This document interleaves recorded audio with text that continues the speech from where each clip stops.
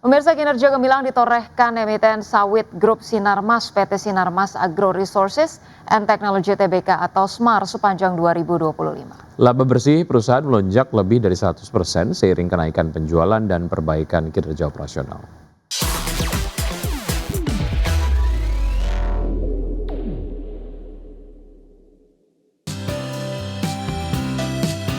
Kinerja gemilang ditorehkan emiten sawit grup Sinarmas PT Sinarmas Agro Resources and Technology Tbk atau SMAR sepanjang 2025. Laba bersih perusahaan melonjak lebih dari 100% seiring kenaikan penjualan dan perbaikan kinerja operasional. Sepanjang tahun 2025, SMAR membukukan penjualan bersih sebesar Rp86,94 triliun, angka naik 10,28% dibandingkan 2024 sebesar Rp78,83 triliun. Penjualan ditopang pasar domestik sebesar Rp46,04 triliun serta ekspor Rp40,9 triliun. Di sisi profitabilitas, beban pokok penjualan meningkat menjadi Rp76,73 triliun dari sebelumnya Rp70,82 triliun. Meski begitu, laba kotor tetap tumbuh 27,42% secara tahunan menjadi Rp10,21 triliun dibandingkan Rp8,01 triliun pada 2024. Laba bersih yang dapat diatribusikan kepada pemilik entitas induk melonjak 102,23% menjadi Rp2,58 triliun dari Rp1,27 triliun. Per 31 Desember 2025, total aset SMAR tercatat Rp45,2 triliun dengan liabilitas turun menjadi Rp22,76 triliun dan ekuitas naik menjadi Rp22,43 triliun. Posisi kas dan setara kas juga meningkat menjadi Rp2,02 triliun di akhir 2025. Berbagai sumber, IDEX Channel. PT Unilever Indonesia Tbk telah resmi melepas lini bisnis teh bermerek Sariwangi kepada entitas grup Jarum PT Saforia Kreasi Rasa. Ya, manajemen menegaskan penjualan lini bisnis tersebut memungkinkan perseroan untuk merealisasikan nilai investasi dan selanjutnya fokus pada bisnis inti perseroan yang tersisa. PT Unilever Indonesia Tbk telah resmi melepas lini bisnis teh bermerek Sariwangi kepada entitas grup Jarum PT Saforia Kreasi Rasa. Dalam suratnya kepada Bursa Efek Indonesia, Corporate Secretary Unilever Indonesia Mario Abdi Amrila menerangkan sejak Senin 2 Maret 2026 Unilever telah menyelesaikan penjualan bisnis teh Sariwangi kepada Saforia. Manajemen menegaskan bahwa transaksi tersebut tidak memberikan dampak material baik terhadap kegiatan operasional, hukum maupun kelangsungan usaha Unilever Indonesia. Justru penjualan lini bisnis tersebut memungkinkan Unilever untuk merealisasikan nilai investasinya dalam bisnis teh di Indonesia dan mengembalikan nilai tersebut kepada para pemegang saham dalam jangka pendek, serta berfokus pada bisnis inti perseroan yang tersisa guna meningkatkan nilai bagi para pemegang saham dalam jangka panjang. Sebelumnya pada awal tahun 2026 Unilever Indonesia mengumumkan bahwa pihaknya tengah dalam tahap melepas bisnis teh dengan merek Sariwangi. Divestasi bisnis itu dilakukan melalui penandatanganan perjanjian pengalihan bisnis pada Selasa 6 Januari 2026. Penandatanganan itu dilakukan Unilever bersama PT Saforia Kreasi Rasa. Kedua belah pihak menyepakati harga senilai Rp1,5 triliun untuk mengalihkan bisnis teh Unilever tersebut. Berbagai sumber, IDEX Channel.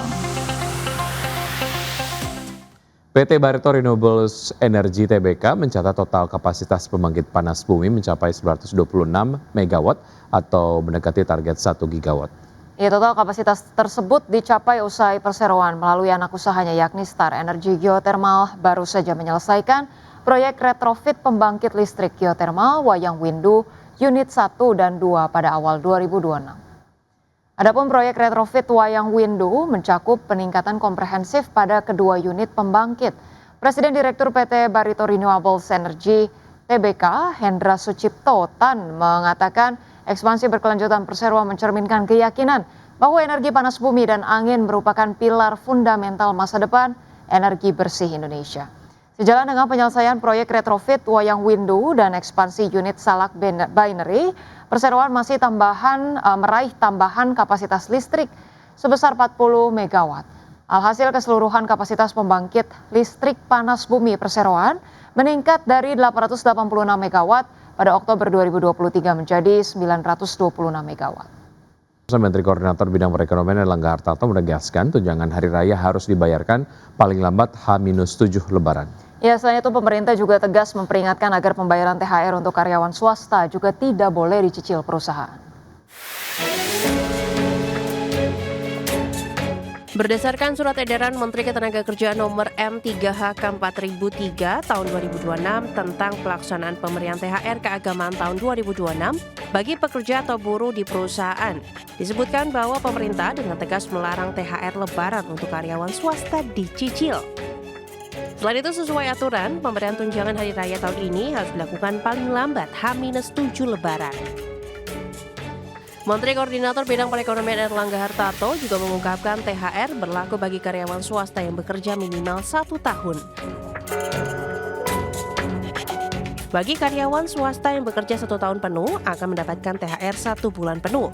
Sedangkan bagi karyawan yang bekerja kurang dari 1 tahun, THR dibayarkan secara proporsional dan tetap mengacu peraturan yang ada. Untuk sektor swasta, kewajibannya wajib dibayar penuh, tidak boleh dicicil, dan paling lambat dibayarkan H-7 Lebaran. Jadi THR diberikan kepada pekerja dengan masa kerja minimal 1 tahun, dan kemudian juga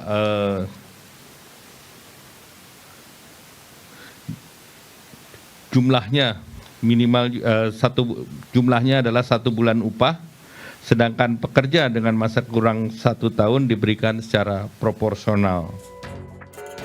Di sisi lain, Menko Erlangga juga memastikan tunjangan hari raya bagi aparatur sipil negara pusat, daerah, TNI, Polri hingga pensiunan dibayarkan secara penuh 100% tanpa potongan dengan anggaran yang disiapkan mencapai 55 triliun rupiah.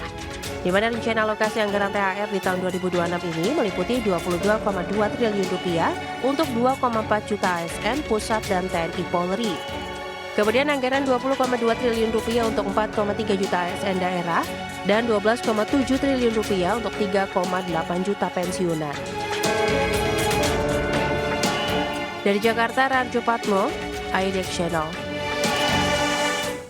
Ya, pemirsa, sementara itu Menteri Ketenagakerjaan Yasir Lee menekankan perusahaan wajib membayar tunjangan Hari Raya Keagamaan Idul Fitri 2026 secara penuh kepada pegawai atau buruh swasta. Berdasarkan surat edaran Menteri Ketenagakerjaan nomor M3 tahun 2026 tentang pelaksanaan pemberian THR keagamaan tahun 2026 bagi pekerja atau buruh di perusahaan, secara tegas perusahaan melarang dicicil pembayaran THR bagi karyawannya. Yasir Lee menyebut THR wajib dibayarkan paling lambat H-7 Lebaran. Dan THR diberikan kepada pekerja atau buruh yang telah mempunyai masa kerja 1 bulan secara terus-menerus atau lebih, dan pekerja atau buruh yang mempunyai hubungan kerja dengan perusahaan ataupun pengusaha berdasarkan perjanjian kerja waktu tidak tertentu atau perjanjian kerja waktu tertentu. Sementara itu, untuk memastikan pelaksanaan pembayaran THR, Menaker Yasir Lee meminta gubernur untuk mengawasi perusahaan di wilayah masing-masing agar membayar THR keagamaan sesuai ketentuan peraturan perundang-undangan. Dalam surat edaran kami, kita meminta THR keagamaan wajib dibayarkan paling lambat 7 hari sebelum Hari Raya Keagamaan. Namun perusahaan kita himbau agar dapat membayarkannya lebih awal sebelum batas waktu tersebut. Ya, pemirsa, melalui surat keputusan bersama atau SKB, pemerintah memutuskan untuk menghimbau perusahaan penyelenggara layanan angkutan berbasis aplikasi untuk memberikan bonus Hari Raya atau BHR atau tunjangan Hari Raya THR Lebaran tahun 2026 ke pengemudi ojek online dan kurir. Ya, bonus Hari Raya atau THR ojol dan kurir ini wajib dalam bentuk uang tunai paling sedikit 25%. Pemerintah resmi memutuskan untuk mengimbau perusahaan penyelenggara layanan angkutan berbasis aplikasi untuk memberikan bonus Hari Raya atau BHR atau tunjangan Hari Raya atau THR Lebaran tahun 2026 ke pengemudi ojek online dan kurir. Pemberian BHR atau THR kepada pengemudi ojol dan kurir ini ditegaskan wajib dalam bentuk uang tunai paling sedikit 25% dari rata-rata pendapatan bersih selama 12 bulan terakhir. Pemerintah mencatat sebanyak 850.000 pengemudi ojol akan mendapatkan bonus hari raya paling lambat cair H-7 Lebaran. Sementara syarat penerimanya yakni bonus hari raya diberikan oleh perusahaan aplikasi kepada pengemudi dan kurir online yang terdaftar secara resmi dalam jangka waktu 12 bulan terakhir, di mana pengemudi aktif rata-rata bisa mendapatkan bonus hari raya sebesar 150.000 untuk roda 2 dan 200.000 untuk pengemudi roda 4.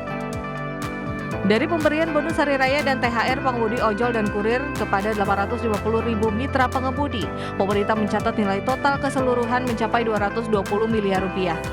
Dengan upaya ini, pemerintah berharap agar para mitra pengemudi ojek online juga mendapatkan hak merasakan tunjangan hari raya secara bersama-sama. Jakarta, Tim Liputan IDX Channel.